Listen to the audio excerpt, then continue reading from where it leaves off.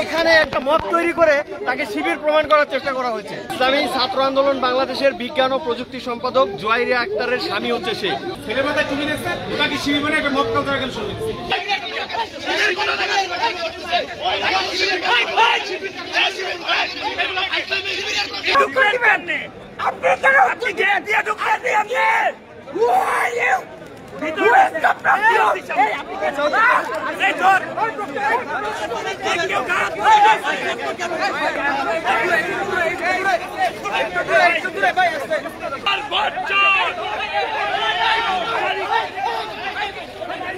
এই দর্শক পরিচয় দিয়েছে। একজন ভোটার হতে গেলে অনার্স স্টুডেন্ট হতে হয়। উনি ডিপ্লোমার হয়ে কিভাবে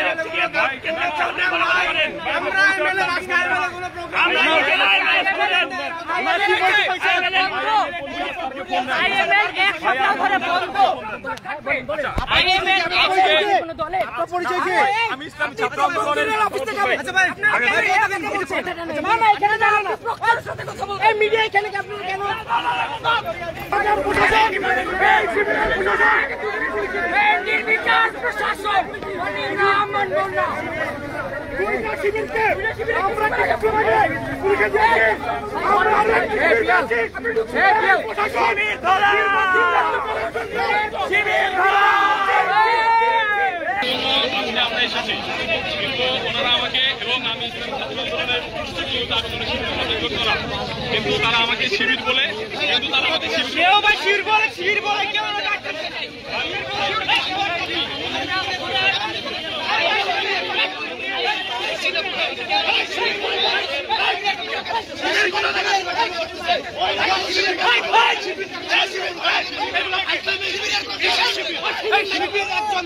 শিবির একজন আমাদের আমি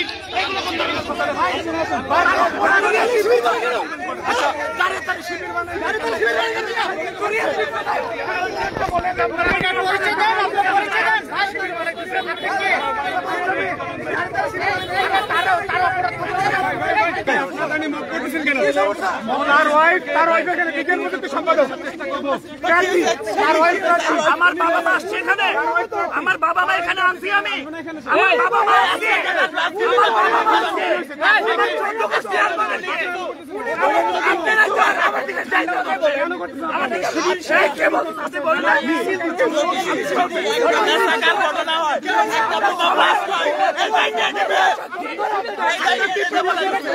এখানে একটা মত তৈরি করে তাকে শিবির প্রমাণ করার চেষ্টা করা হয়েছে।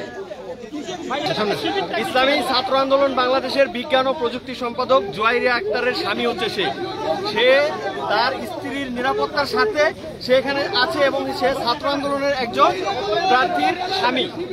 তো তাকে শিবির ট্যাগ দেওয়া হচ্ছে এখানে। এটাই হচ্ছে আমাদের কথা, বাকি কথা আপনাদেরকে পরে জানানো হবে।